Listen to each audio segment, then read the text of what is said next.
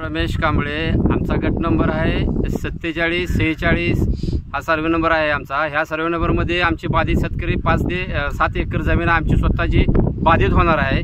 आणि इथं जवळजवळ 3 ते 5 दिवस झाले इथं आम्ही सगळेजण शेतकरी अधिकाऱ्यांना अडवण्यासाठी उभा आहे।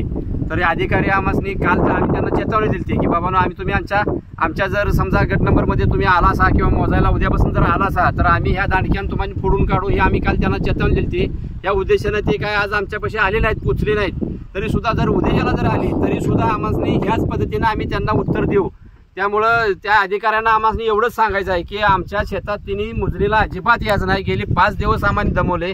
ही सगळे शेतकरी सगळा प्रपंच सोडून त्यांच्या पाठीमागे धावायला लागले, ते पळायला लागले, ते त्यांना विनंत्या करायला लागले ते। परंतु आज आमचा संयम सुटला आहे। त्यामुळं तिने त्यांच्या ह्याच्याप्रमाणे आज जर ते आले नसते तर आम्ही आज त्यांना ह्याच पद्धतीने उत्तर दिलं असतं की आमच्या हातात काटे द्या, ह्या पद्धतीने उत्तर दिले असतं। ह्या सगळ्या शेतकऱ्यांचं योगदान मोठं आहे। शेतकऱ्यांचा हे शक्तीपीठ रद्द व्हावं अशी घोषणा करून पाठीमागे जवळजवळ 4 ते 5 टायमाला तहसीलदारला पत्र दिलं, प्रांतासनी दिलं, कलेक्टरला दिलं, मुख्यमंत्र्याला पत्र पाठवलं, तरी सुद्धा आमचं काय ऐकून घेतलं जात नाही। तर ह्या सगळ्या शेतकऱ्याचा उद्रेक जर बघितला तर ह्याला सगळे सर्वस्वी जबाबदार शासन आहे।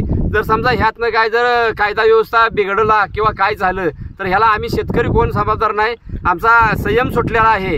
आणि जर तुम्ही असं जर समजत असाल तर सगळं शेतकऱ्या हातात काटे घेतले आणि त्याचा काही तर परिणाम शेतकऱ्या वाईट होईल असं काहीही म्हणता कामाचं नाही। कारण की ह्याच्या अगोदर आम्ही बऱ्याच टाइम तुम्हाला बाईट दिल्या, घोषणा दिल्या, तुम्हाला पत्र दिलं, यांना बी तुम्हाला आम्ही तुमच्या पुढे बोललो 2-2 टाइम, तरी सुद्धा तुम्ही आमचं ऐकना।